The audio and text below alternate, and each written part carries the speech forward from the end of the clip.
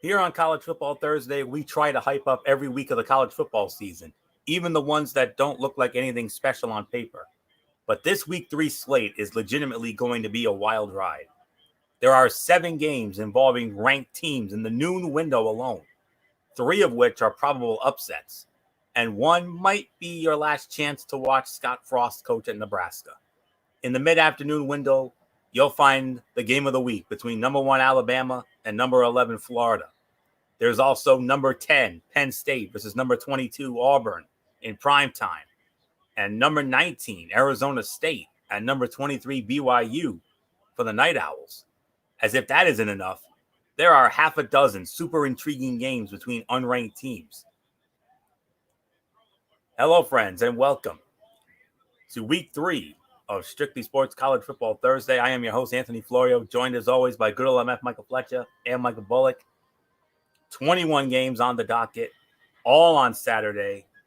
So without any further ado, gentlemen, let's get it started with our first game of the week, the first of the 7 high noon games, and it will feature a renewal of one of the greatest rivalries in college football history, as the number 3 Oklahoma Sooners at home once again at Gaylord Family Memorial Stadium in Oklahoma, Norman, Oklahoma, and they will be hosting their old friends, the Nebraska Cornhuskers. High noon on Fox, big noon Saturday. You don't need an announcer dirt sheet. You know who's working this one as always. Gus Johnson, Joel Klatt, the All-American girl, Jenny Taft. Oklahoma opening up as a 22.5-point favorite, to which I say no surprise. And yeah, Nebraska has bounced back nicely from its week 0 meltdown at Illinois, throttling Fordham and Buffalo by a combined score of 80-10. Dual threat quarterback Adrian Martinez has looked much, much better than he did in the opener. But come on, no one seriously thinks those wins over the Rams and the Bulls did anything to prepare the Cornhuskers to shock Oklahoma, which just cruised to a 76-0 victory over Western Carolina. The Sooners already got their wake-up call in their 40-35 week 1 game against Tulane, and they are going to blow out Nebraska. 45-17, Oklahoma all over Nebraska. MF, a renewal of one of the all-time great rivalries, but I don't think it's going to be as special as it was 30-plus years ago. Yeah, no doubt about it. Oklahoma is just way too strong. I just think that Nebraska will probably give them fits for maybe a quarter, and then Oklahoma is gonna say, "All right, we had enough fun. This is no longer a rivalry. Let's show you how what we've been doing to you guys for the last 20+ years." So I mean, Oklahoma should win this one pretty handily. Mike Bullock, I'll give it to you.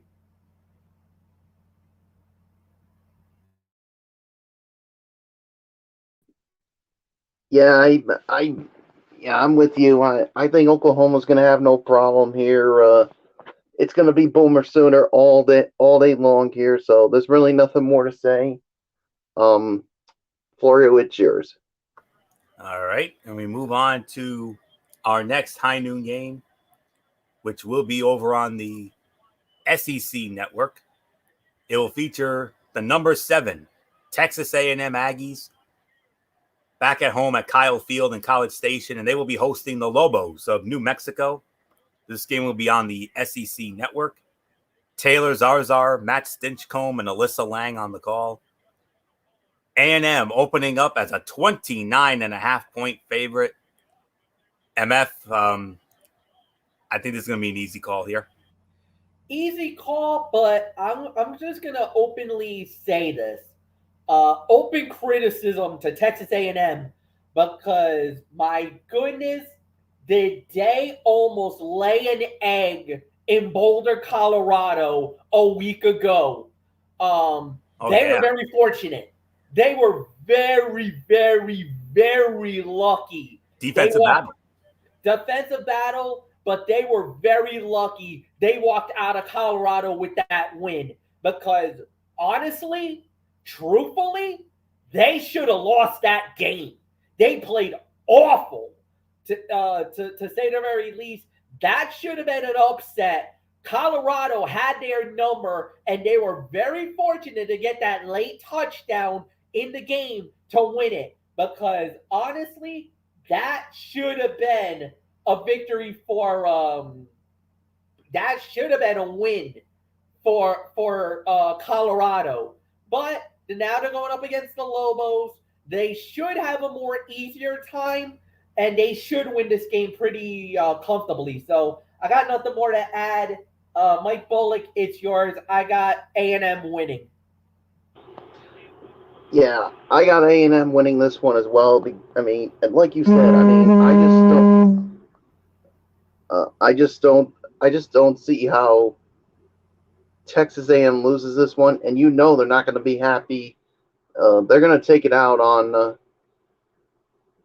them in this game, especially after that pitiful performance. Even though they did win, but after the way they played, they definitely probably shouldn't have won. But they did, so that's the only thing that matters. So I got Texas A&M winning. Florio, it's yours. Yeah. I'm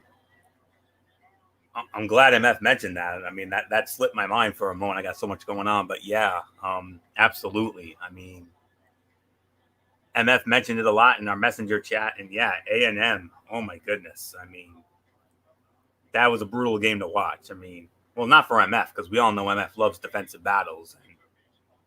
10-7, A&M escapes Mile High with a win. But anyways, games against ranked opponents have gone about as well for New Mexico in recent years as you might expect. The Lobos have played 15 such foes dating back to 2010, losing 14 of those 15 games by at least a 28-point margin. The lone exception was a 3-point loss at home against then number 24 Boise State in 2012. Simply put, this is an ideal opponent for a quote-unquote get-right game for Texas A&M after it barely eked out a 10-7 victory over Colorado in Week 2. Starting quarterback Haynes King suffered a fractured leg against the Buffalo, so it will be the Zach Calzada show for the foreseeable future. It won't matter much in this game, though. Texas A&M should be able to run the ball early and often, and it will provide much stiffer resistance to Kentucky transfer Terry Wilson than the quarterback has faced thus far against Houston Baptist and New Mexico State. I got A&M, easy win here, 38-9. A&M all over New Mexico. So not much more to say. I mentioned that there were several intriguing games involving unranked teams, and here's one of them. It'll feature the number 8 Cincinnati Bearcats squaring off against the Indiana Hoosiers from Memorial Stadium in Bloomington, Indiana. This game will be on ESPN. Dave Patch, Dusty Dvoracek, and Tom Luginbill on the call. And Cincinnati opening up as only a 3.5-point favorite. So, Michael Bullock, it's very simply put, I think this might be a trap game for Cincinnati. Yeah, I think this is a trap game for Cincinnati. And yeah, I mean, if Cincinnati thinks this is going to be an easy game, well, that's not going to be the case here. I mean, yeah, Cincinnati. I mean, they should win this one. I mean, I think so, but watch out. I think Indiana could give them some fits, and the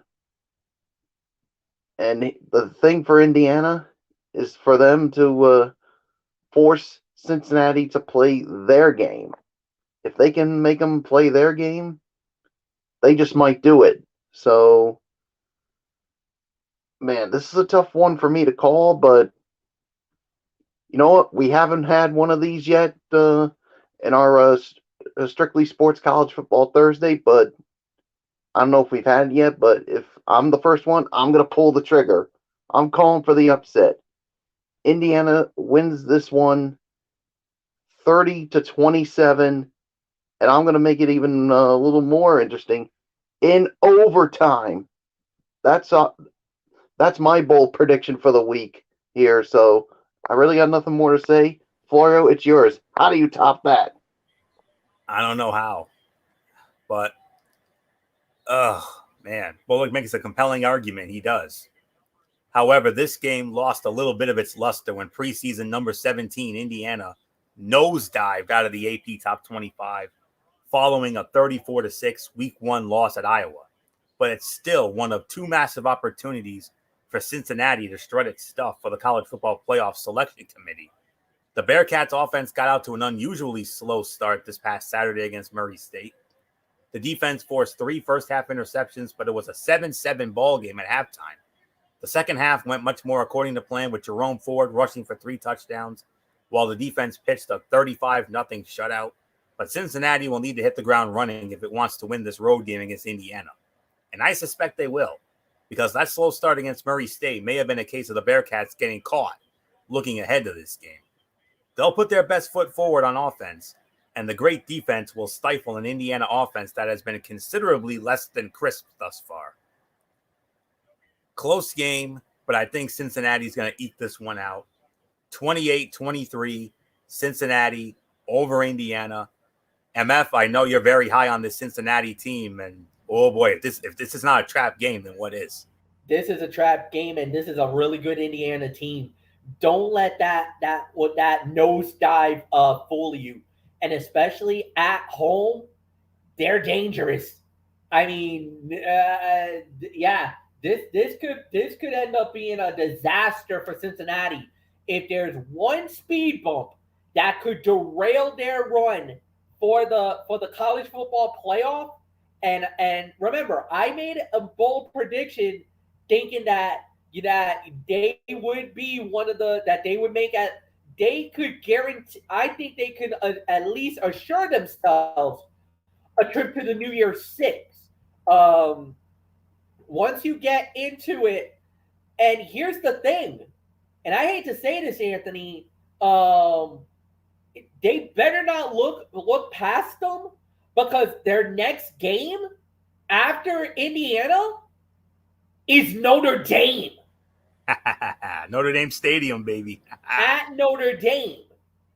So we might have a game of the week if Cincinnati gets the job done. And if Notre Dame decides to get their heads out of their you-know-whats, we might have a game of the week. That might be playoff implication game. I'm saying right now. So, obviously, they got to win the game. There's really nothing more to add. I got Cincinnati winning. So, yeah, it's going to be close. But I got Cincinnati winning. Anthony, it's yours. All right, move on to our next matchup here. Oh, and Florio, you know what this means, because since I'm the lone man to pick the upset, you know what I got to do. Do it! Oh! How do you follow that? My goodness. But anyways, getting on to our next matchup here, we will have the number 15 Virginia Tech Hokie. And here comes another one of those intriguing matchups I told you about. I said there were many, and here's another one. The number 15 Virginia Tech Hokies squaring off against the West Virginia Mountaineers at Mountaineer Field at Milan Puskar Stadium in Morgantown, West Virginia. Fox Sports 1 is where you can find this game. Corey Provis and Devin Gardner will be on the call. And West Virginia, yes, West Virginia actually opening up as a 2.5-point favorite here. So, but for me, you know what? I'm actually thinking about this one. In the final few years before Virginia Tech left the Big East for the ACC, this was an annual rivalry that routinely produced upsets. In each of 2002, 2003, and 2004, the team in this game that was ranked in the AP Top 15 lost to the team that was unranked. Might we see a rekindling of that chaos? Virginia Tech has not had much of a passing game thus far this season, and West Virginia has been quite difficult to score against in Morgantown as of late, holding its opponent below 300 total yards in each of its last 7 home games. As long as they possess the ball better than they did in their season-opening loss to Maryland, -4 turnover margin, I think WVU can get the W here. And you know what? It's not often I do it, but I'm going to pull the trigger myself. I'm calling for the upset. I'm going with West Virginia to pull the upset 28-23. MF, what do you say to that? Wow. Well, okay. I like the spread 2.5. The Hokies top 15. You would think that would lead to trouble. I mean, West Virginia, Virginia Tech 2-0, West Virginia 1-1. Thing is, if you think about it, the Hokies, well, they beat North Carolina, and then they beat Middle Tennessee. The Carolina win is their biggest significant win of the season. If you're West Virginia, though, you did lose a game already. You did lose one already, and I believe I think it was a bad loss.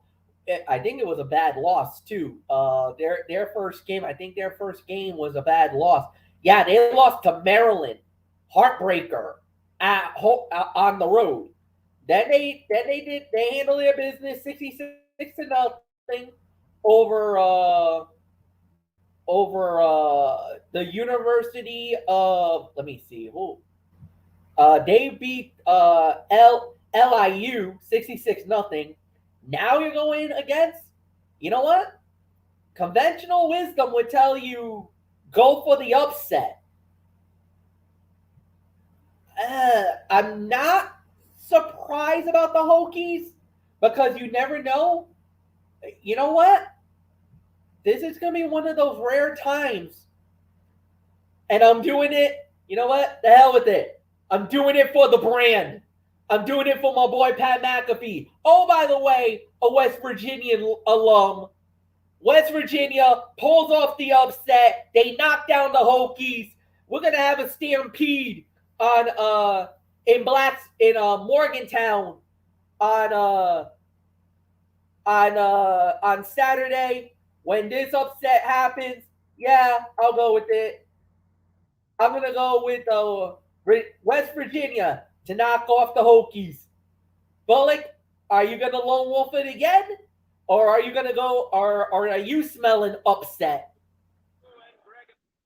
You know what? I'm gonna make it 3 for 3 here. I smell an upset too, and because, like you said, this to me with this game being in West Virginia, I mean, this could be trouble for Virginia Tech. So I'm gonna make it 3 for 3. I'm going for the upset as well. West Virginia pulls off the upset, 27-24. So nothing more to say. Florio, it's yours. All right, moving on to our next high noon matchup. The number 16 Coastal Carolina Chanticleers squaring off against the Buffalo Bulls at UB Stadium in Buffalo. This game will be over on ESPN2. Brian Custer, Kelly Stufer, and Lawrence Sisler on the call. Coastal Carolina opening up as a 2-touchdown favorite, 14 points for the Chanticleers. MF, one of the darlings of last year, picking up right where they left off. Yeah, and I think this is going to be a little more difficult because Buffalo has been known to pull upsets, and they're not as bad when it comes to their conference play. They're one of those teams in the mid-majors that's always a thorn in the sides of these lower tier guys. So like a Coastal Carolina, when you get every time when we do these shows, we worry a lot about the Power Five.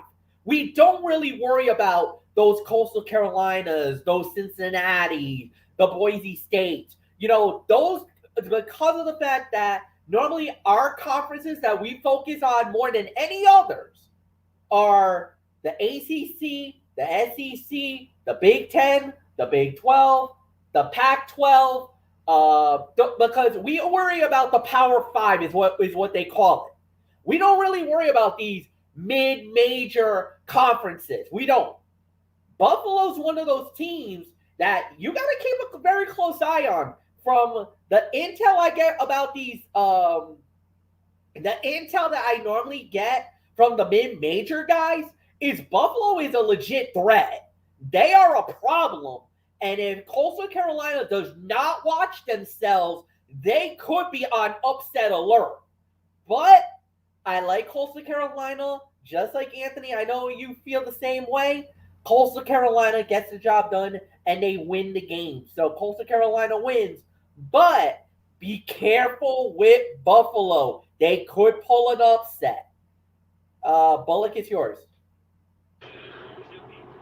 Yeah, I mean, I'm high on Coastal Carolina as well. I mean, but yeah, I mean, they got to be careful with Buffalo. I mean, Buffalo could basically sneak up on them and pull off the upset here. But I got Coastal Carolina winning this one as well. But I'm telling you, this is not going to be easy. Buffalo is definitely going to give them fits, but in the end, I think Coastal Carolina will definitely pull away and get the win here. So there's really nothing more. Oh, you got something, Fleck? Oh, no. Sorry, Bullock. Go ahead. Oh, all right. Yeah. All right. So, Florio, what's yours? Had this game been played in any of the previous 3 seasons, I'd be all about Buffalo pulling off the upset at home. Prior to taking the Kansas job, Lance Leipold built something solid with the Bulls, even leading them into the AP Top 25 last season for the first time in program history. After losing star running back Jarrett Patterson and 3 of last year's top 4 receivers, though, this year's team doesn't seem anywhere near as upset prone as demonstrated in the 28-3 loss to Nebraska last week. If Adrian Martinez was able to pick apart this defense, Grayson McCall should be able to do the same. I'm going with Coastal Carolina as well. 38-21. Coastal Carolina beats Buffalo. And boys, we're going to get into what I consider perhaps the most intriguing of the noon matchups. And without a doubt, the most intriguing when it comes to the non-ranked matchups here. I love this matchup. This is a fun matchup right here. The number 24 Miami Hurricanes, once again at home at Hard Rock Stadium in Miami. And they're going to be facing their toughest test, the Michigan State Spartans. Yes, indeed. And this game will be over on ABC and ESPN3. Joe Tessitore, Greg McElroy, Katie George on the call. And the U, Miami, opening up as a 6-point favorite. Michael Bullock, what a game here. Michigan State against the U. Wow, what a game this is going to be. Yeah, this is definitely going to be a really good game here. I mean, this is one I think. I mean, this one could definitely be a very close one. I mean, I see Michigan State basically giving them some fits, but I mean, Miami, they are at home. I mean, they got back into the top 25, so I see them basically pulling the win here. But I'm telling you right now, I would not be surprised to see Michigan State go in to Hard Rock Stadium and pull off the upset here. But it's going to be all about the U. It's all about Miami winning this one. So there's really nothing more to say except Florio, it's yours. De'Ara King has just 1 passing touchdown and no rushing touchdowns thus far in 2021. So his dream of winning the Heisman is effectively kaput. But if Northwestern's Hunter Johnson could throw for 283 yards and 3 touchdowns against Michigan State, this ought to be a game in which King puts up gargantuan numbers. Michigan State's run game has been outstanding through 2 games, so the Spartans will be able to keep pace for a while, but I like King for at least 4 total touchdowns and a Hurricanes victory. A close Hurricanes victory, mind you.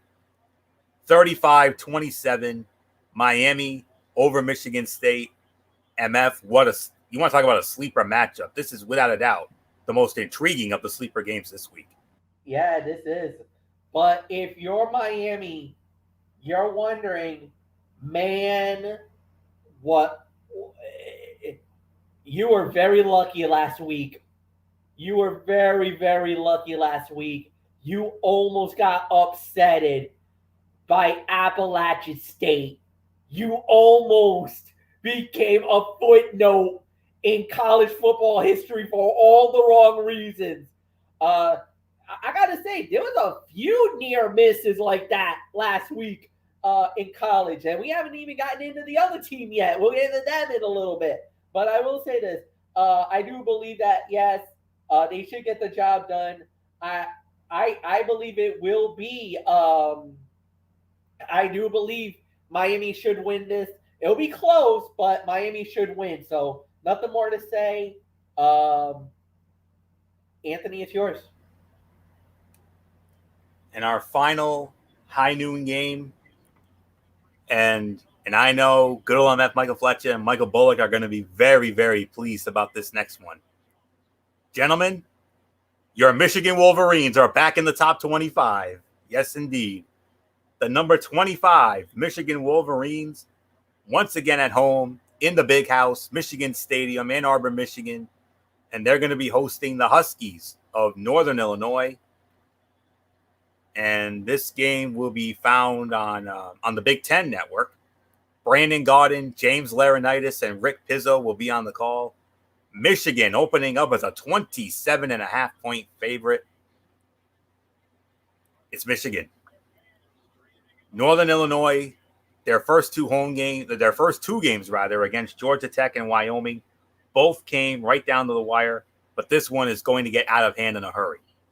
Michigan has rushed for at least 335 yards and 3 touchdowns in each of its first 2 games while playing solid defense. Northern Illinois has one of the most porous run defenses, allowing 232 yards a game. Coach Jim Harbaugh will ride Blake Corum and Hassan Haskins early and often to improve to 3-0. Michigan, easy win for them, 41-13. Michigan over Northern Illinois. MF, your boys, top 25 once again. How do you feel? Feeling good, feeling optimistic. But the thing is that whenever we get these type of matchups, it's gonna be more that this is a status quo game for Michigan. So what are we gonna see? What we've been seeing all season long. What we did in the first game, what we did against Washington last week. A lot of running, a lot of what we do is it's a ground and pound. We run the football, we use the ground, we dominate the line of scrimmage, and that's how we win a lot of our games. Defensively, we got a bunch of ball hawks that goes out there, tries to get the interceptions, try to cause his fumbles, whatever you want to say. I think Michigan will get the job done. So, yeah, I agree. Michigan wins. And there's really nothing more to add here. So, Bullock, it's yours. Yeah, it's so exciting to see Michigan back in the top 25. And, yeah, I mean, all I can say is, yeah, they, excuse me. Yeah, they'll definitely have no problem with Northern Illinois. So, yeah, there's really nothing more to say. It's all that Michigan blue, baby. So, there's nothing. So, Florio, it is yours. All right, and we move on to our lone 2:30 kickoff, and it's my team, the number 12 Notre Dame Fighting Irish, once again at home at Notre Dame Stadium in South Bend, Indiana, and they're going to be hosting their crosstown rivals, the Purdue Boilermakers. And yes, this game will be on NBC. It's not going to be exclusive to Peacock like the last one was, although you can watch it on Peacock as well. But I know everybody's going to want to see this one on NBC. It's back on NBC for the rest of the way as far as the home games go. Mike Tirico, Drew Brees, Catherine Tappan, they'll be there. Notre Dame opening up as a 7-point favorite. And I know good old MF Michael Fletcher is ready to unleash hell on Notre Dame, and I don't blame him because look what happened to them last week. Coming in at number 8, easy opponent, and we almost got Appalachian Stated. MF, what the hell happened? I don't know. I couldn't believe what I was watching. I'm like, I almost started yelling overrated on Notre Dame, but they were very lucky. They were very lucky. They absolutely, I think they overlooked them. I think they overlooked them. Maybe it was the emotional win over Florida State, and they just were not. They looked like a shell of themselves. They did not look like the team that we thought they were going to be. Notre Dame looked awful. Like offensively, they looked off until the very end. Defensively, they were letting some big plays go. I mean, this two quarterback system is not going to work for Notre Dame. They cannot use two quarterbacks, a two quarterback system. Maybe now they realize they got their man, especially at the end of this game, who they got for their quarterback. But at the end of the day, they got to really do something because, boy, they stunk up the joint. They were very fortunate for winning that game. They were very, very, very lucky that they won that game. Notre Dame should win this game, but I'm not as convinced.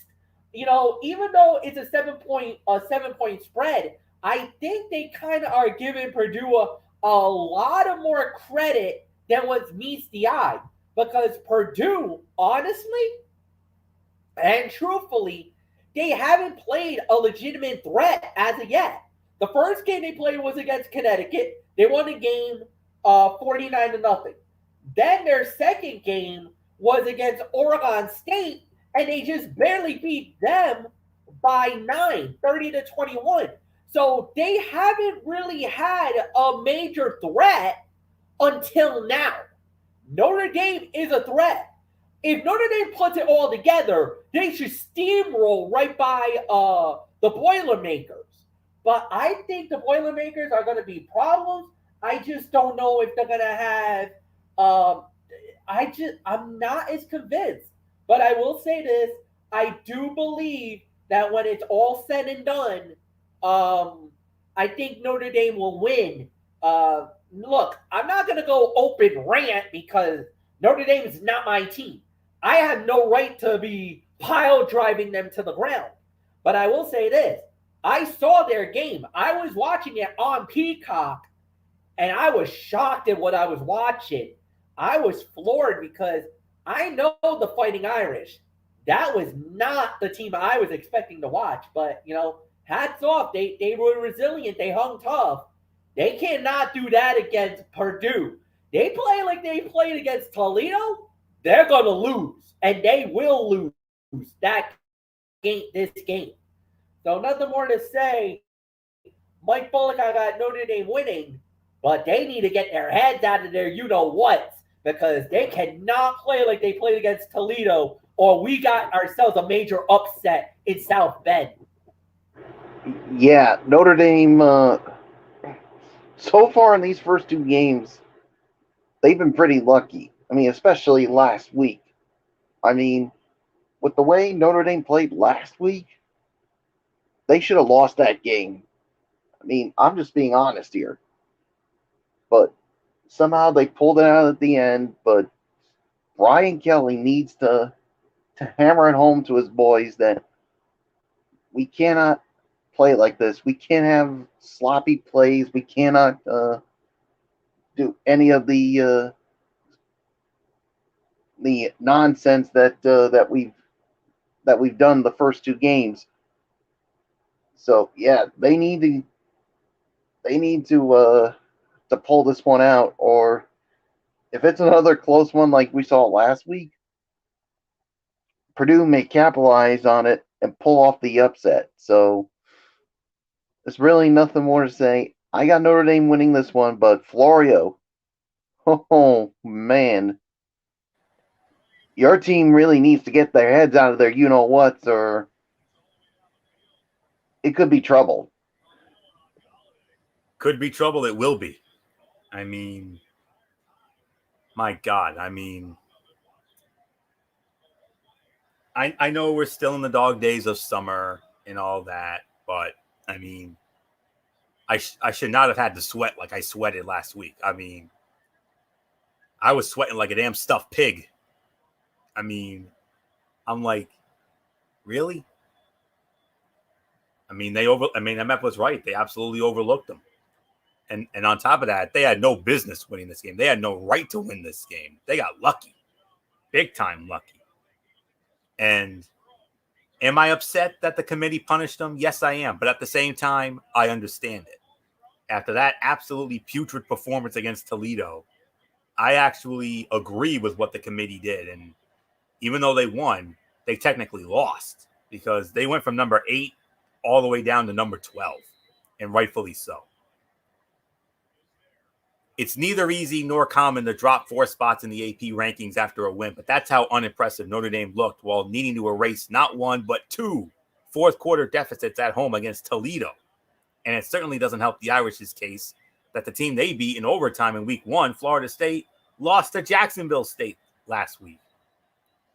Big plays have been a big problem for the Notre Dame defense. The Irish have already allowed 4 plays, 2 rushes, and 2 passes that went for at least 60 yards, putting them in a tie with Arkansas State for worst in the nation. Now they face a Purdue team that has one of the best wide receivers in the nation in David Bell, as well as a defense that held its first 2 opponents, Oregon State and Connecticut, without a passing touchdown. But considering my loyalty to Notre Dame and considering it's at Notre Dame Stadium, I do believe Notre Dame can eke this one out. I think it's going to be another close game, but I do think Notre Dame will pull it out 31-27, but I will not at all be surprised if Notre Dame were to lose. I would not at all be surprised, not after that putrid performance against Toledo. But all that aside, gentlemen, it's main event time. The game of the week. The number 1 team in all the land, your reigning, defending, undisputed college football playoff national champion, Alabama Crimson Tide, squaring off against the number 11 Florida Gators, Ben Hill Griffin Stadium, Gainesville, Florida. And on top of that, guys, it's the season premiere of one of our personal favorites, the SEC on CBS. And what a way for them to start the SEC schedule right here on their end. You know who's working it. Brad Nessler, Gary Danielson, Jamie Erdahl. And in what I consider a very disrespectful spread, Alabama opening up as a 14.5-point favorite. I consider that a little disrespectful in my book. But nonetheless, Michael Bullock, game of the week right here, regardless of the spread. Alabama, Florida. What a main event for week 3. Yeah, the 14.5 point spread, I consider it a little disrespectful. I mean, Florida is much better than that. And I mean, yeah, Alabama is a real good team. I get that, but don't discredit Florida. I mean, especially since it is in Florida. So yeah, Florida's going to come out and be ready to play. So Florida, they need to play their game and force Alabama into some mistakes. And if they can do all that and put some pressure on that Alabama offense, they might be able to pull it off. I mean, this is going to be a really good game. I definitely cannot wait to see this go down. Man, oh man, this is a tough call for me, but I gotta go with Alabama. It's gonna be a close one. I'm gonna go 31-28. Alabama barely survives Florida, but it would not surprise me if Florida does pull off the upset. So Florida, it's yours. It's the biggest game of the week by a country mile, and yet we have no idea who Florida's primary quarterback will be. Anthony Richardson has been by no small margin better than Emory Jones through the first 2 games. It's a small sample, but Richardson has averaged 25 yards on his 11 carries and 17.5 yards on his 11 pass attempts. Meanwhile, Jones is at 6.7 and 5.4 respectively and has already thrown 4 interceptions. Richardson suffered an apparent hamstring injury on his final play, an 80-yard touchdown run against South Florida, leaving it unclear if he's even healthy enough to start against Alabama. Head coach Dan Mullen said after the Week 2 victory that Jones will continue to start, but we'll see who we actually trust with the ball in a game where you simply cannot afford to make a big mistake. Because not only is Alabama's defense elite, 4 interceptions, 241 total yards allowed a game, but it does not appear as though Bryce Young is going to be making any mistakes. The redshirt freshman completed at least 70% of his passes against both Miami and Mercer, racking up a combined 7 touchdowns. Alabama has won its past 7 games against Florida, 6 by a margin of at least 2 touchdowns, and 6 while Florida was ranked 18th or better. I see little reason to assume that trend will change, though Richardson could be quite the X factor. I think it's going to be close for a good 3 quarters or so, but I think Bama will eventually pull away. I have Alabama winning this one, 35-20. Alabama escapes Florida with a win. So not much more to say. MF, the main event of the week, SEC on CBS, no less. Yeah, and this is not one of those Alabama next victim type games because this isn't as easy as it looks. Going into the swamp against Florida, yeah, this is not easy at all. Florida's hungry. They want a monumental win. They need a win like this to define their season. It's going to be fun. It's going to be interesting. Maybe it comes down to the wire, but I do believe Alabama will figure out and get the job done and win the game. So, yeah, you're absolutely right. There's really nothing more to add. I got Bama winning, and Anthony, it's yours. All right. We had quite a bit of noon games. We got quite a bit of some 3:30 games, too. Another nice little lineup here. Not as stacked as the noon, but a decent amount. We got 4, and that was the first of the 4. So our next 3:30 matchup will feature the now number 5 Iowa Hawkeyes, and they're back at home at Kinnick Stadium in Des Moines, Iowa, and they are going to be hosting the Golden Flashes of Kent State. This game will be on the Big Ten Network with Mark Followill, Anthony Haran, and Coley Harvey, and Iowa opening up as a 23-point favorite. Yeah, no doubt about this one. I mean, we already know that Iowa's defense is exceptional. The Hawkeyes held Indiana without a touchdown and forced 4 huge turnovers in a convincing road win over Iowa State. Thus far this season, Iowa's defense has scored more touchdowns, 3, than it has allowed, 2. But this should be the game where we find out how much the Hawkeyes can do on offense, where they have averaged just 238 total yards a game. Kent State allowed 38 points a game last fall and relented nearly 600 yards of total offense in a Week 1 loss to Texas A&M. If Spencer Petras is going to throw the ball well against anyone this season, he should certainly be able to do so in this game. Iowa wins 45-7, easy win. But MF, I mean, one of 2 huge statement wins in Week 2. We'll get into the other one later on. It's one of our big main events, but not the main event, but but Iowa going into Iowa State, kicking the door down and making themselves at home in Ames. Wow. Yeah, no. Look, Iowa did what they needed it to do. That was a big win for them, no doubt about it. And yeah, give me Iowa to win it yet again. So Iowa wins, and yeah, Anthony, Mike Bullock, it's yours. Yeah, I got Iowa winning this one as well. I mean, I agree with everything that you guys have said. So let's move right along, Florio. Will do. And we're going to move on to our next 3:30 matchup. I believe it's the number 6 Clemson Tigers, once again at home at Memorial Stadium in Death Valley. They're going to be hosting their conference foes, the Georgia Tech Yellow Jackets. And and this game will be over on ABC. Bob Wischusen, MF's boy, Dan Orlovsky, and Chris Budden will be on the call. Clemson opening up as a 4-touchdown favorite, 28-point spread for Clemson. MF, Clemson. Yeah. There's really nothing more to add. You said it. It's Clemson. I think that look, they're gonna bounce back. Obviously, a lot of people are still a little mystified over that loss over Georgia, but now they should be able to come back, come up, and have an easy time here. This will be a nice bounce back win for them.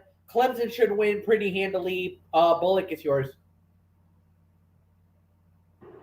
Yeah, I got the Clemson Tigers winning this one big time. So, yeah, there's really nothing more to add to it. So, it's yours, Florio. Yeah. Yeah. Let me see. All right. Clemson quarterback DJ Uiagalelei started 2 games last season and was sensational, averaging 390.5 passing yards and 3 total touchdowns a game. Thus far, year number 2 has not been anywhere near as impressive. Not only did he have a rough game against Georgia's oppressive defense, but he didn't throw it much better against South Carolina State, going 14 of 24 for 171 yards with 1 touchdown and 1 interception. He did have a pair of short rushing touchdowns in that 49-3 rout of the FCS foe, but Clemson isn't going to come anywhere near its usual level of excellence until he starts moving the ball through the air as well as Trevor Lawrence, Deshaun Watson, and Taj Boyd used to do. The Georgia Tech defense has held each of its first 2 opponents under 140 passing yards, but those opponents were Northern Illinois and Kennesaw State. Clemson torched the Yellow Jackets for 500 passing yards last season, so this is a major litmus test for determining whether this Tigers team has the offense to legitimately contend for a title. Even if Uiagalelei struggles again, though, look for Clemson to win the game on defense. Clemson, no trouble here, 42-10. I got Clemson all over Georgia Tech. And our final 3:30 kickoff features the now number 9 Ohio State Buckeyes. Once again at home at the Horseshoe, Ohio Stadium in Columbus. And they will be squaring off against the Golden Hurricane of Tulsa. And this game will be over on FS1, Fox Sports 1, with Tim Brando and Spencer Tillman. Ohio State opening up as a 24.5-point favorite. Michael Bullock, you know that Ohio State is going to be coming with the tiki torches and the pitchforks, as MF used to say after what happened to them last week. Oh, yeah. I mean, after what happened at the Horseshoe last week, I mean, yeah, they got upset by the Oregon Ducks, and you know that Ohio State is coming out for blood. And, yeah, I don't think this is going to be a pretty sight, and it's going to be all Ohio State all day here. So I really got nothing more to say. Florio, it is yours. Oh, yeah. MF and Bullock, as Michigan guys, you should know. If you piss off Ohio State, you're not going to like them when they're pissed off. And you better believe they're going to be coming into this. Tulsa has yet to record a passing touchdown. And in its week 1 loss to FCS school UC Davis, the Golden Hurricane allowed 311 passing yards. Enter Ohio State's C.J. Stroud, who, despite a slow start for the second successive game, just lit up Oregon's defense for 484 yards and 3 touchdowns. And because that performance came during a losing effort, the Buckeyes figured to be even angrier than usual in this one. I'm not sure just how many points Ohio State is going to score, but I'm pretty darn sure Tulsa is not going to be able to keep pace. Ohio State all day, 59-20. I have Ohio State over Tulsa. I see we've lost MF. I am hopeful that this is a temporary thing. I'm hopeful that this is not a serious thing here. I would have given it to him, but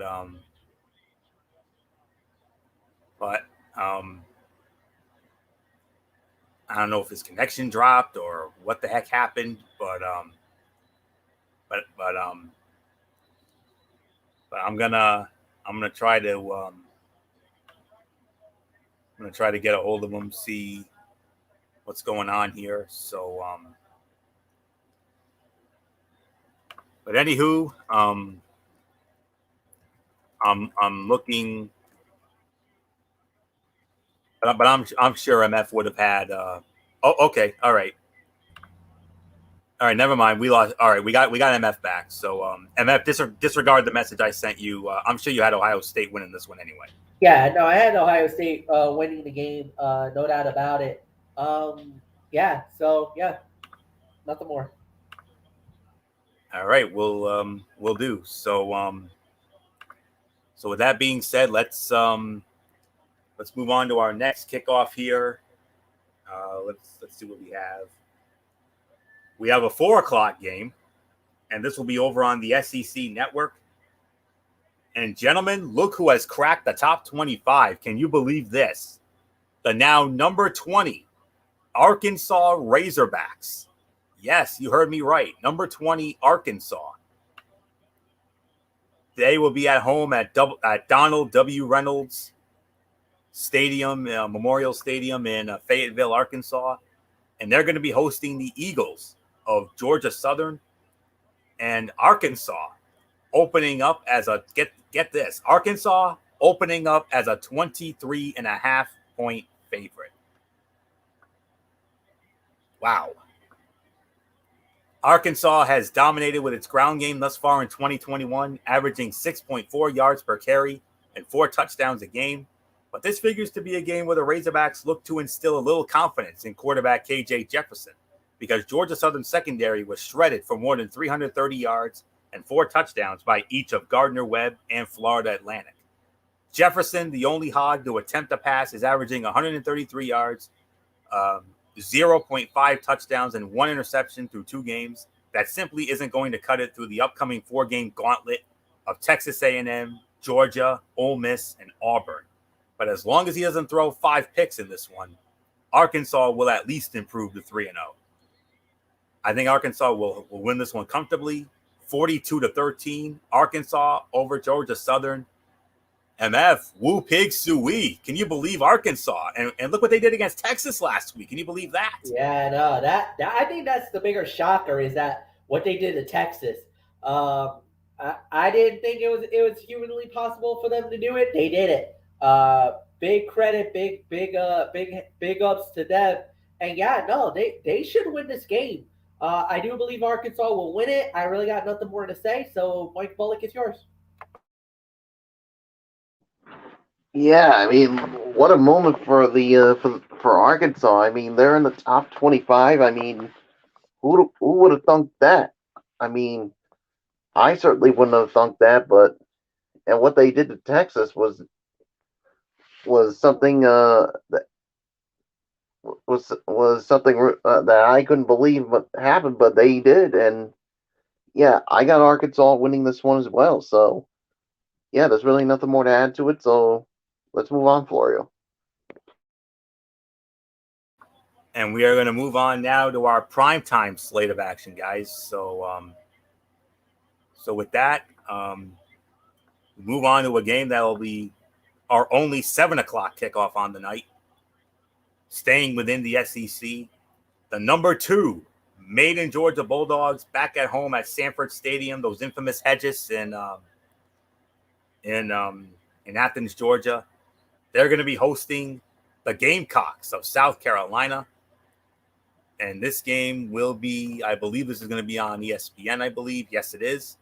ESPN will have this one. Sean McDonough, Todd Blackledge, Molly McGrath, they will be there.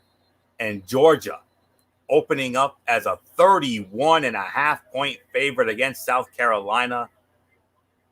MF, yeesh. Yeah, well, the thing is, and the reason why I think it's that high is, remember, the last time we saw Georgia, they knocked off Clemson. So obviously they're still on that high, they're still on that front, and there's still a lot of people that are thinking, they're still off about that last game. that last win, that big upset that they had just about a week ago, and that was about a couple of weeks ago. So now they're gonna play this really good team. At the end of the day, I got Georgia winning, and they should win pretty comfortably, more than anything else. But this is a statement win for them. Now the question becomes, what do they do down the line? So we'll see. But I do got Georgia winning, and they should win pretty handily. Bullock is yours. Yeah, I got the Maine Georgia Bulldogs winning this one pretty handily here. I mean, they should have no problem with the Gamecocks, especially being back at home. So yeah, there's nothing more to add to it. So Floria, what's yours? Georgia actually played last week, guys. They had their home opener and they had an easy time with UAB, which to no surprise to any of us. But don't let South Carolina's 2-0 record fool you. The Gamecocks needed a pick six late in the first half and a last-second field goal in order to erase a 14-0 deficit for a come-from-behind victory over East Carolina. The other win came against Eastern Illinois. Shane Beamer might eventually bring this program back to national relevance, but South Carolina is nowhere near ready to pull off a road upset over the best defense in the country. Then again, we thought the same thing before the Gamecocks went to Athens and stunned AP number 3 Georgia 2 years ago. So who knows? So who knows with this wild and crazy sport? But the Bulldogs have held each of their first 2 opponents to 180 total yards or fewer and have yet to allow an offensive touchdown. Given the way South Carolina struggled to move the ball for most of the afternoon against East Carolina, it would need a repeat of that plus 4 turnover margin in 2019 to have any realistic hope here. Georgia should win, no trouble, 30-6.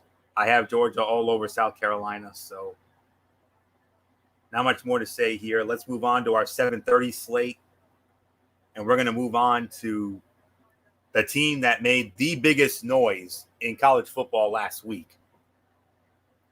The now number 4 Oregon Ducks, back at home at Autzen Stadium in Eugene, Oregon, and they are going to be hosting the Seawolves of Stony Brook. And this game will be on the Pac-12 network.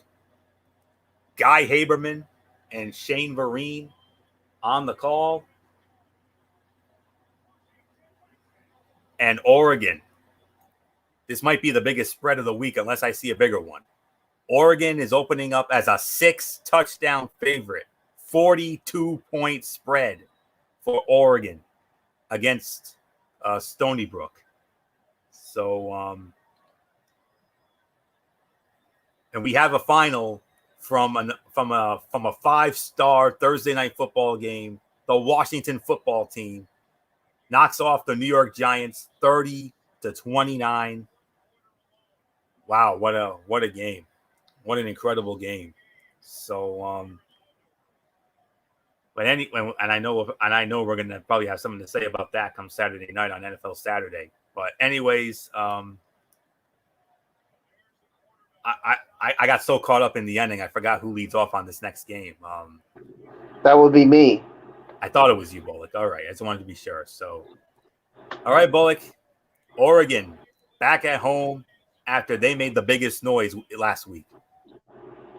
Yeah, they're back at home after making some big time noise last week, going into Ohio State and beating the Buckeyes here. So they're certainly riding an all-time high right now. And yeah, Stony Brook, it's not going to be a good day for you. So Oregon's going to win this one in a big time rout. So nothing else to say. Flory, what's yours? Oh yeah. After the type of emotional season-defining win that Oregon scored at Ohio State in week 2, you usually have to worry at least a little bit about a subsequent letdown game. However, against Stony Brook, that won't be a problem. The Seawolves lost their season opener against New Hampshire and got destroyed 62-7 the last time they faced an FBS opponent, Utah State, in 2019. C.J. Verdell's 195-yard, 3-touchdown performance against the Buckeyes was the type of day that can put a running back on the Heisman radar. Let's see if he can keep that momentum going with a few mad dashes against Stony Brook. Easy win for Oregon, 56-6. Oregon all over Stony Brook. MF, if what Oregon did at Ohio State was not the biggest statement win of this young season, tell me what is. Yeah, no, and not only was it a statement win for them, it now puts them firmly in line for a possible New Year's Six run, or could, if they run the table, that might be a win that could get them into the college football playoffs. I mean, it was a defining win for them, no doubt about it. It defined their season, and that's exactly what they needed. They needed a win that was gonna really propel them for the rest of the year, and they got it. I think they'll win. They'll have an easy time with Stony Brook. Nothing more to say. Next game. All right. Okay, guys. Here we go. It is the number 2 game of the week, the second huge main event of this week, and it is the ABC Saturday night game of the week. You know how much we love this just as much as we love the SEC on CBS. Get ready for this one. The number 10 Penn State Nittany Lions, once again at home at Beaver Stadium in Happy Valley, and they are going to be hosting the number 22 Auburn Tigers. Penn State opening up as a 5-point favorite. Man, this is going to be a great game here. According to ESPN's Football Power Index, the FPI, as I like to mention during our NFL shows, this one is actually a top 10 showdown between number 8 Penn State and number 10 Auburn. We have no idea yet if Auburn is actually good or if it has just capitalized on a laughably weak early schedule. Either way, the Tigers ran rampant in victories over Akron and Alabama State by an average score of 61-5. Bo Nix has a passer efficiency rating of nearly 200. Both Tank Bigsby and Jarquez Hunter are averaging better than 10 yards a carry, and the defense has completely shut down the run, holding those first 2 opponents to 67 yards on 64 carries. But now it's time to crank the quote-unquote degree of difficulty scale way up for a road game against a Penn State team that has also been excellent on defense and has yet to commit a turnover on offense. In my eyes, this one all boils down to which third-year starting quarterback cracks first. And given that premise, the venue will play a huge factor. In 9 career true road games, Nix has averaged 180 passing yards with 9 touchdowns and 10 interceptions. Sean Clifford, on the other hand, has 26 touchdowns against just 6 interceptions when playing at home. Look for the Beaver Stadium whiteout to produce a key win for the Big Ten. I got Penn State winning this game. Final score 27-20. Penn State over Auburn. This has 5-star Shakespearean drama potential. And MF, number 2 game of the week. Number 10 Penn State at home against number 22 Auburn, Beaver Stadium. For the first time in 2 years, a favorite of ours. MF, we're playing in a whiteout. The whiteout game. The whiteout. They hardly ever lose in the whiteout. I think the last time they lost in the whiteout, I think was Ohio State, and that's when Ohio State clipped them right at the end. So yeah, anytime they play in the whiteout, they hardly ever lose. And I don't think that's gonna change anytime soon. So yeah, I'm with you guys on this one. I got Penn State winning in the whiteout. It's gonna be close. It's gonna be crazy, but Penn State wins. Nothing more to say. Bullock, it's yours.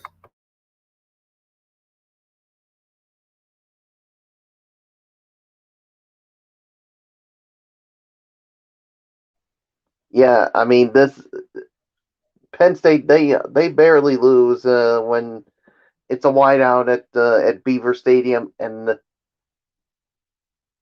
and I just don't see them losing this one. So I got Penn State winning this one in front of that big time crowd where it's going to be a whiteout. So Nothing more to say, Florio. It is yours. And our final 7:30 kickoff, as we switch over to the ACC, it'll feature the number 21 North Carolina Tar Heels at home at Kenan Memorial Stadium in Chapel Hill. And they're going to be hosting the Virginia Cavaliers. And this game will be over on the ACC network with the ACC network's A team, Dave O'Brien, Tim Hasselbeck, and Kelsey Riggs. And North Carolina opening up as an 8-point favorite. MF, North Carolina, got back on track. Can they keep it going against Virginia?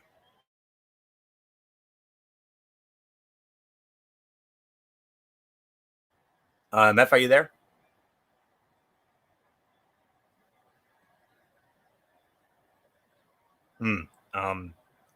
I don't know where MF I'll went. take it first, Michael Bullock, I'll just give it to you. Virginia, North Carolina. I basically expect North Carolina to get back on track here, and I think they'll definitely have no problem with the Virginia Cavaliers. So there's really nothing more to add. So I'll just give it to you, Florio. Yeah.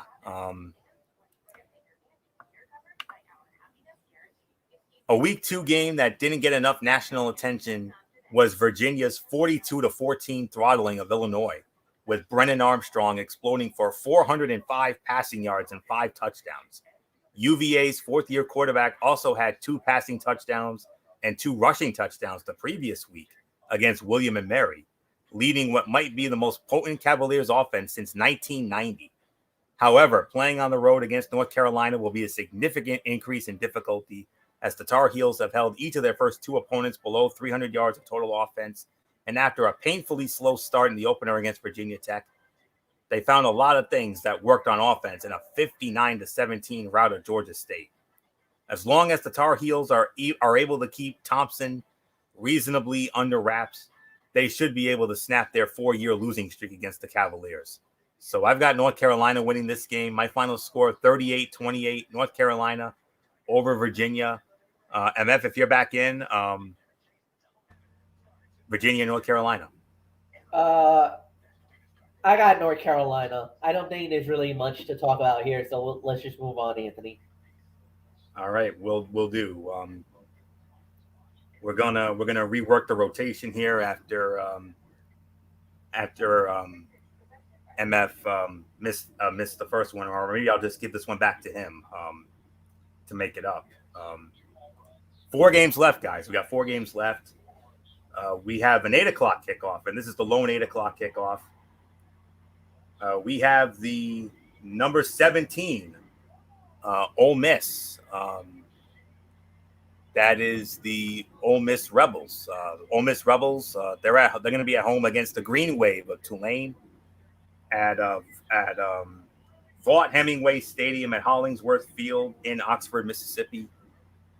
And you can find this game over on ESPN2 with Anish Shroff, Mike Golick Jr., and Taylor McGregor. And Ole Miss opening up as a 14-point favorite. So we're going to rework the rotation here. MF will give it to you. Ole Miss at home against Tulane. But don't sleep on Tulane. Remember, Tulane nearly pulled off the upset of the year thus far against Oklahoma. Almost. Yeah, they almost did. And Ole Miss is not. They haven't been the best team out there. I mean, they've had some good moments, but the one thing is, are they good enough? Are they tested enough? Can they really rise up to those moments? I think they will. I got Ole Miss winning, but like you said, not the biggest or not the baddest, but we'll see. So Ole Miss wins. Bullock, it's yours.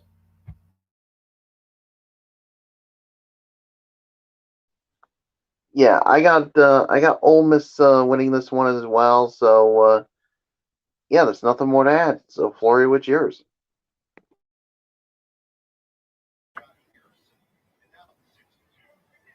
All right, let me get to my notes here. Tulane, like we know, This game is going to be equal parts hilarious and obnoxious to play the quote-unquote transitive property game after this one. Tulane was the team that darn near came back from a 23-point second-half deficit at Oklahoma in Week 1. So both the pro-Ole Miss and anti-Oklahoma takes are going to be flying fast and furious if the Rebels waltz to an easy win here. They'll have their work cut out for them, though, because this Tulane team can really move the ball. The Green Wave has consistently run it well since hiring Willie Fritz prior to the 2016 season. They have averaged at least 217 rushing yards a game in each of the past 5 years, but this year's squad can also pass for a change, racking up at least 290 yards and 3 passing touchdowns in each of its first 2 games.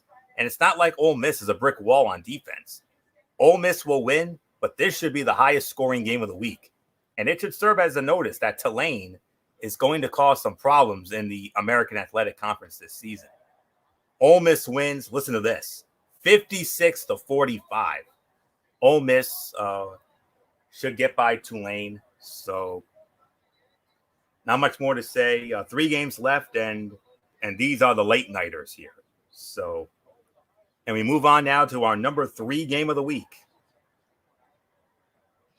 10:15 kickoff on ESPN. It will be the number 19 Arizona State Sun Devils squaring off against the Cougars of BYU at Lavelle Edwards Stadium, Provo, Utah. This game over on ESPN. Dave Fleming, Rod Gilmore, Stormy Buonantony will be on the call for that one. And it is Arizona State. Arizona State opening up as a 3.5-point favorite. So, all right. BYU is systematically breaking the Pac-12. The Cougars have already won games against Arizona and Utah. They have a big game against Arizona State this weekend, and they'll draw Washington State and USC later on. If they end up going 5-0 in those games, personal opinion, could they please play Oregon for the Pac-12 championship? Before they can go 5-0, though, they need to get to 3-0, and that means stifling a lethal Sun Devils rushing attack. And considering Utah just averaged 7.7 yards a carry against the Cougars, that's going to be a stiff challenge. Arizona State averaged 264.3 rushing yards a game, 6.4 yards a carry, and 4 touchdowns a game in 2020. And if anything, that 4-pronged run game might be even better this year. Rashad White, Jaden Daniels, Danielle Nagata, and Diamante Trayanum are each averaging better than 50 yards a game, though Trayanum did miss the Week 2 game with an undisclosed injury. And while the ground game is thriving, Daniels is finding his targets in the passing game for a change. He had a career completion percentage of just 60.2 heading into the season, but he's at 73.2 thus far in 2021. Arizona State's competition, Southern Utah and UNLV, hasn't been anything worth writing home about, but this is where the Sun Devils assert themselves as the second best team in the Pac-12. Arizona State, I think they'll steal it here.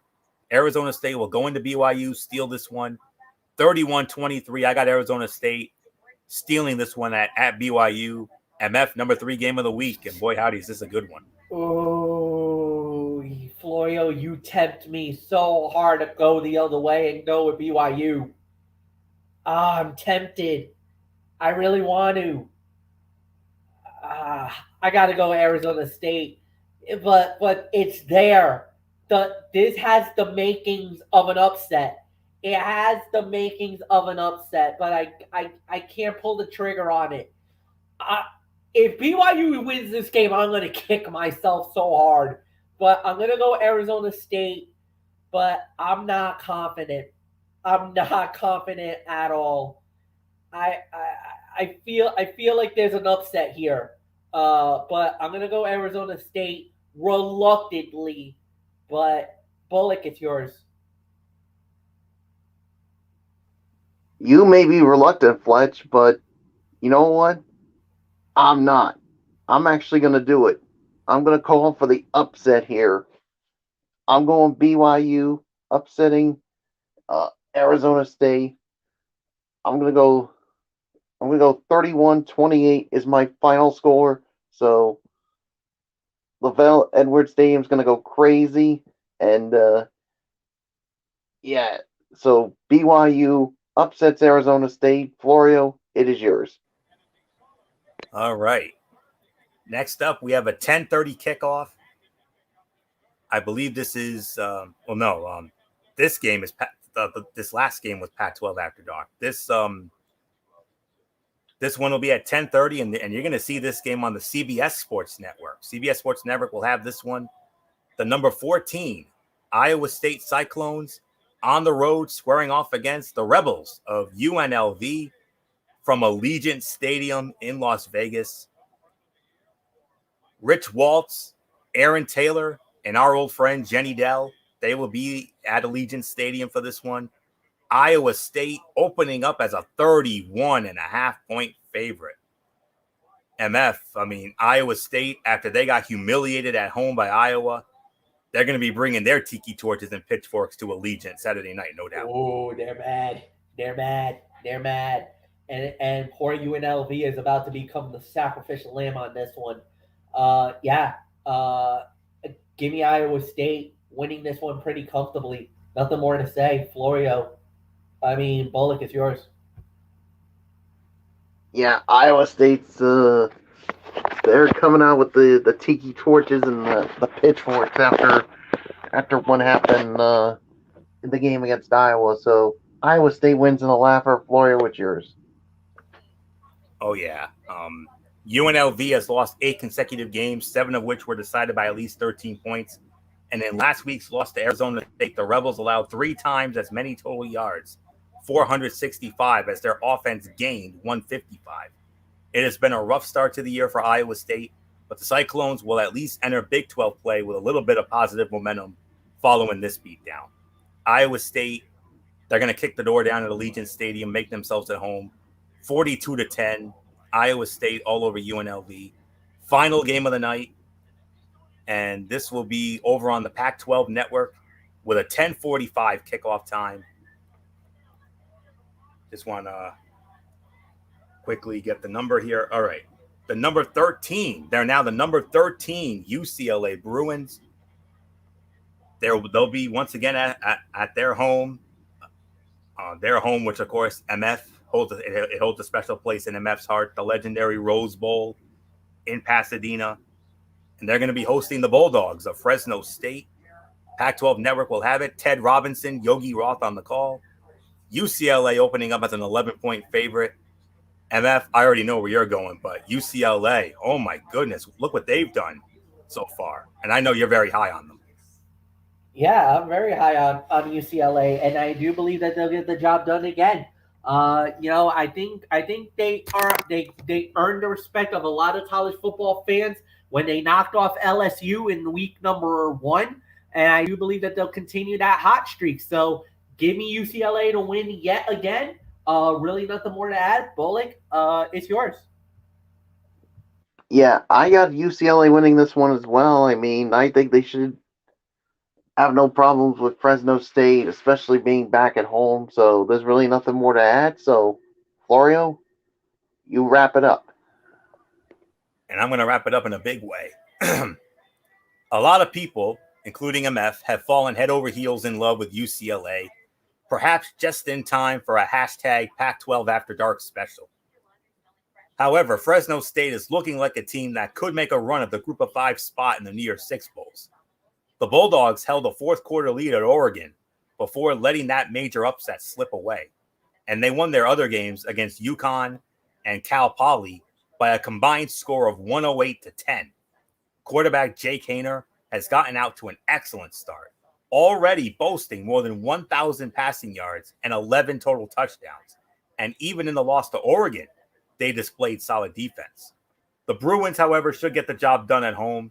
The backfield tandem of Zach Charbonnet and Britton Brown has thrived early, and you just know Dorian Thompson-Robinson is going to make a couple of huge plays on any given night. That said, this one is going to come right down to the wire, delivering some incredible 2:15 in the morning theater on the East Coast. UCLA wins it, but not as easy as you guys think. Fresno State's going to give them major fits. If they can give Oregon major fits, I think they can give UCLA major fits too. But with this being in the Rose Bowl, I got to go with UCLA. So UCLA will pull this one out barely. 38-35, UCLA escapes over Fresno State. And with that, that will put the bow on this week 3 edition of College Football Thursday. We want to thank you all so very much for tuning in. We will be back with you tomorrow night at our new start time of 11 p.m. over on MF's channel, Braves Fan 95, for another edition of the Cerebral Smack Talk. We'll be reviewing Friday Night SmackDown. We'll also be reviewing AEW Rampage. And then 10:30 Saturday night, we will finally have it. The season premiere of Strictly Sports NFL Saturday, week 2 edition. You know we're going to have a lot to say about that, about what we saw tonight in that unbelievable Thursday night game with the Giants and the Washington football team. Second straight Thursday, another Thursday, another 5-star classic. We had it last week with Dallas and Tampa. We got another one with the Giants in Washington tonight. Wow. And then we'll get into the big games of the week. Obviously, the game of the week, despite the records, the game of the week, it is the Kansas City Chiefs against the Baltimore Ravens. We got some other very intriguing matchups as well. So we'll get into all that on Saturday night.